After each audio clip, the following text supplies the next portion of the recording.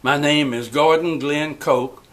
I was a corporal in the United States Army from 1942 until 1946 in the Southeast Pacific, and I made the invasion of Luzon and fought all the way down to Manila, and the invasion was January the 9th, 1945 at Lingayen, and went all the way through to Manila and on down to Batangas. And I was a corporal, and I was in charge of communications.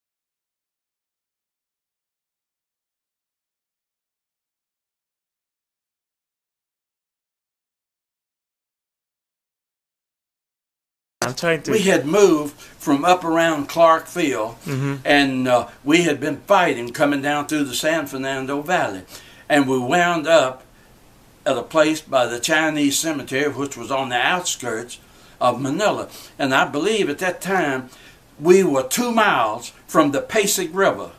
And while we were there, we set up in the daytime, nothing. And as soon as we got set up, I was over the telephone and radio communications.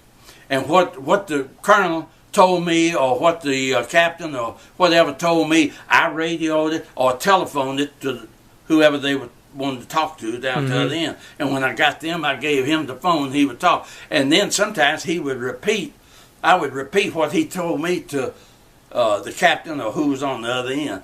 But anyway, we set up beside the Chinese cemetery, and we were hit that night about 8 or 8:30 with the Japanese Imperial Marines, and they were all over 6 feet tall, 6 feet a little above.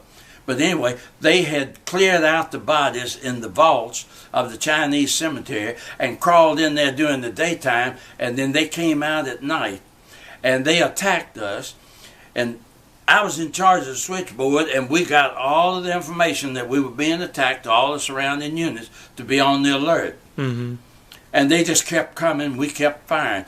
We sent up flares, and we caught them in this field, and they were just like statues. They just froze when these flares lit up, because we sent so many up, it just lit it up like daylight.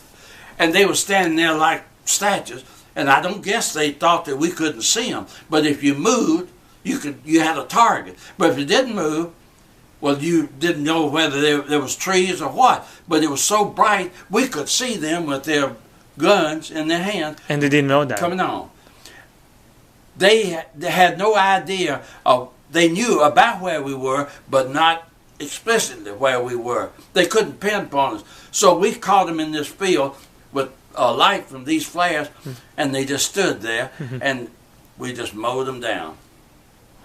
And there was about 75 or 80. 80 of them? Yeah. They were attacking the other units around us, too. It was, I expect the force was around maybe 100 or 150. But we got rid of them real quick. And then the next morning, this was daylight, and we fired all night long, and it was eerie. Just the guns were firing, and the guns were just a little bit ahead of us. And we were back here. I was in the headquarters, which was the fire control and command center for the battalion. And there were around 550 people in the battalion.